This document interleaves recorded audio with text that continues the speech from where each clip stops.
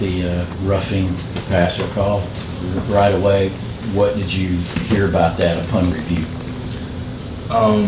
Mid-game, I was full of frustration, but I mean, I realize it's football and it's just a game that we're protecting our quarterback a little bit more. They said the way I was driving him into the ground, I laid it on top of him, which caused the personal foul. So I mean, I know now. But I mean, you know, it was a bang play. I feel like a judgment play, but you know, we move on, fight to the next day. So.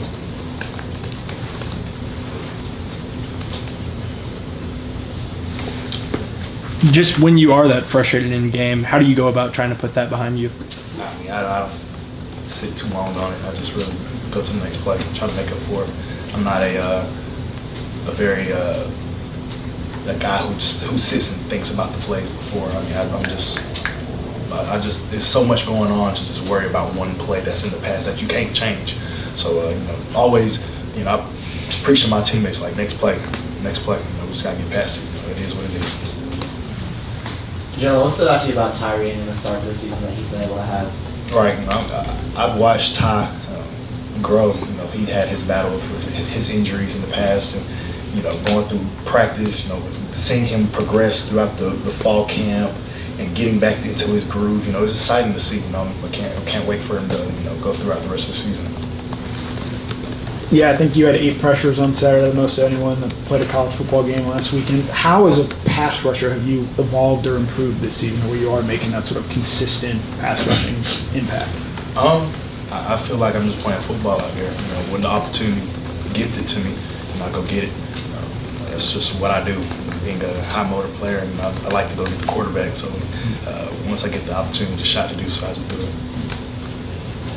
Jim, Coach said after the game, the emphasis on buys about improvement. I mean, for defenses to get at 9 points and no touchdowns, what are the areas that you guys need to improve on? And I feel like we need to improve on tackling. I feel like we had a poor tackling game. I feel like, you know, in the past seasons we've had, we were a better tackling team, and you know, coming up, this game wasn't the best tackling game. So going off into our bye, we're getting better thuds, better footwork, and getting into leverage and pursuit and things of that sort. Just better tackling. You got a lot of high praise after Saturday's game, including from Micah Parsons in the NFL. Did you see that, and what does that mean to you, kind of getting a lot of recognition after a game like that? Yeah, I did. You know, I feel like that recognition from Micah Parsons was, you know, I appreciate it. You know, coming from a great player like himself, coming from similar traits that we both have. You know, it's just a blessing to see that he sees that. You know, it gives me motivation to keep going. You know, that's just more fire to me to keep pushing it and become a better player every week. Yeah, Jalon, go back to the tackling. What is a film session like when you have a tackling game like it feels like y'all had, and everybody's kind of seeing their own mistakes in film on Sunday or Monday? You know, we call it going to the doctor. And that's what we did. We went to the doctor and to see what we had going on, and it was our tackling. And you know, we just emphasized it over the week to get better. You know, this is our bye week, and we honed in our craft while we're in mid-season. So I feel like this week, we're doing a great job of doing that.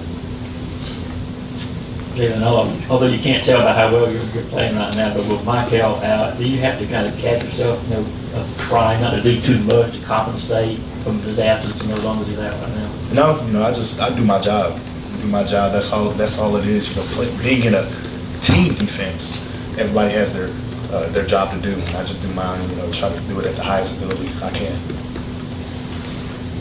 Yeah, you guys obviously have Alabama next. How much have you gone back and watched last year's game against Alabama, and how difficult is it to cover or prepare for someone like a Jalon with the athleticism that he possesses? Right, you know, I feel that we're currently right now we're focusing on ourselves for this week.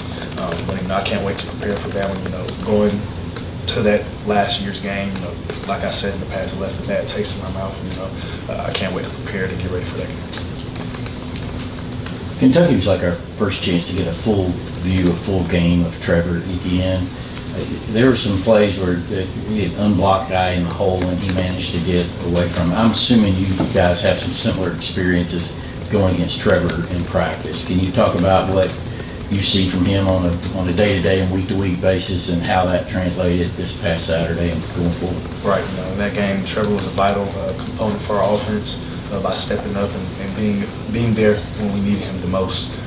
He made big runs, had explosive plays, and that's what he does in practice. I mean, as long as you have great practice during the week, and you should line yourself up for a successful game. I know you guys are kind of doing your own thing in practice, not focused on Bama, but I imagine we're not going to talk to you next week. Just looking back to last year's game, what is key to having an effective pass rush against a quarterback with his skills? I feel like just keeping him in his trap. He's a good quarterback. He's a good quarterback with has legs and has vision down the field at the same time. Those are that's the new age of a quarterback to come into the NFL as well. So I feel like he has a great presence in the pocket. So getting that pressure and putting it on him, helps the secondary a lot more. Jalon, the way that y'all were able to finish that game against Kentucky, what do you think it says about the resiliency of this defense? Repeat that. Just the way that you guys finished the game out against Kentucky, what do you think it says about this defense? That we're relentless, most definitely relentless. We have an edge about us that we don't want anybody in our end zone, and we will do what we have to do so. Got any more questions for Jalon? All right, thank you, Jalon. Appreciate Jalon. you.